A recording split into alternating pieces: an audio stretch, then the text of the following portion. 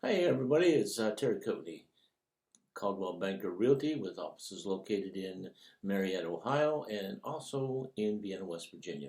Well, tomorrow's Valentine's Day, so I want to take this opportunity to wish everybody a happy Valentine's Day.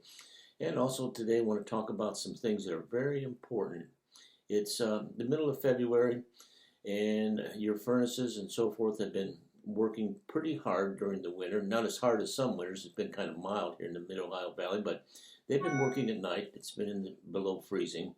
So I want to talk about the maintenance that we should be doing here in February. Well, take a look at your furnace and see if the filter has been changed.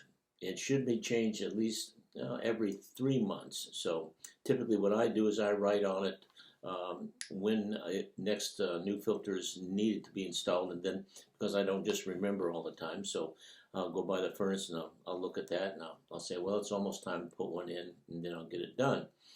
The other thing that you want to think about too, besides just the furnace, is think about the smoke detector and the carbon monoxide detector. When's the last time you tested those items? So give them a test, and if you haven't replaced the batteries, when the time change, replace the batteries.